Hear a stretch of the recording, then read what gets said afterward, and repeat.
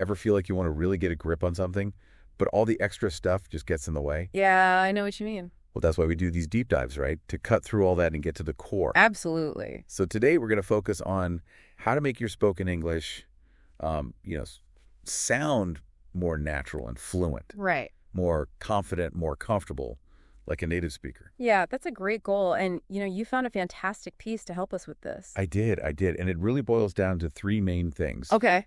Intonation, rhythm, and connected speech. Okay, so like the musicality of English. Yeah, exactly.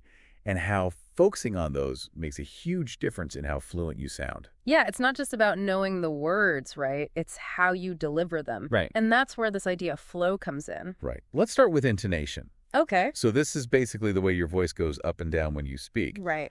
And the source points out something pretty interesting. What's that? It says that those changes in pitch, they actually carry a lot of information. Oh, absolutely. Like, think about when you ask a question, Okay. Are you coming? Your voice naturally rises at the end, right? Yeah. But if you're making a statement, I'm coming, it falls. Yeah. So it's the same words, but they mean different things depending on how you say them. Exactly. Like even a simple word, like okay. Right. If you say it with a rising intonation, it sounds like you're questioning something. But with a falling intonation, it's more like you're agreeing. Precisely. So intonation is all about those subtle cues that give your speech more depth. Got it. And then we have rhythm. Okay, so rhythm in English. Well, you see, English has this thing called a stress-timed rhythm, which means some syllables in words and some words and sentences are stressed or emphasized more than others. Okay. And these stress parts tend to come at roughly equal intervals. So it's not like every syllable has the same emphasis. No, not at all. And that's what gives English its distinctive rhythm. So if you understand that, can you kind of predict what a native speaker will emphasize? Absolutely. It helps you anticipate the flow of speech. That makes sense. Like, listen to the difference between a greenhouse and a greenhouse. Okay. The stress shifts, right? And that completely changes the meaning. So it's like some parts of the sentence are the beat and the other words kind of fit in around it. Think of it like dancing. There's a main beat you follow and then smaller, quicker steps in between. Okay, I like that analogy. And finally, we come to connected speech.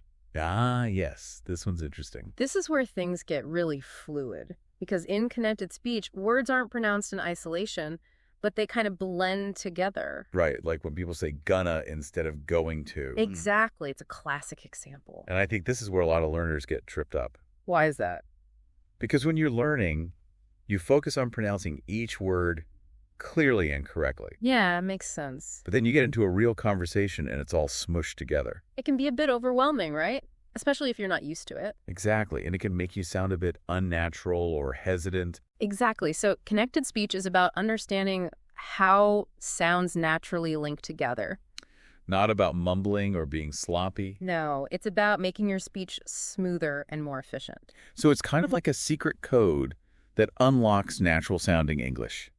Yeah, you could say that. So think about when you're listening to English, do you notice how those words often run into each other?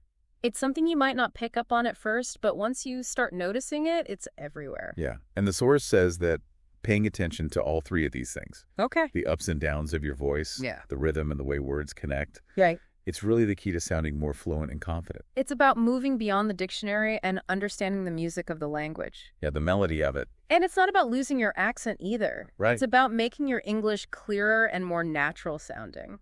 So to sum up what we've learned today, improving your fluency isn't just about expanding your vocabulary or mastering grammar. Right. It's also about how you use these elements, intonation, rhythm, and connected speech. And the beauty of it is that consciously practicing these elements can really boost your confidence when speaking English. Right, because you're not just communicating the words, you're also expressing yourself with more nuance and feeling. Exactly. So here's something to think about after this deep dive. Okay.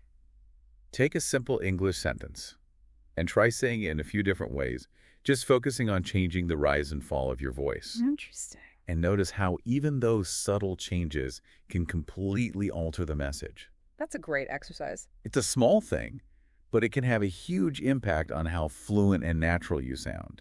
And that's what we're all aiming for, right? Exactly. To sound more like ourselves, speaking naturally and confidently.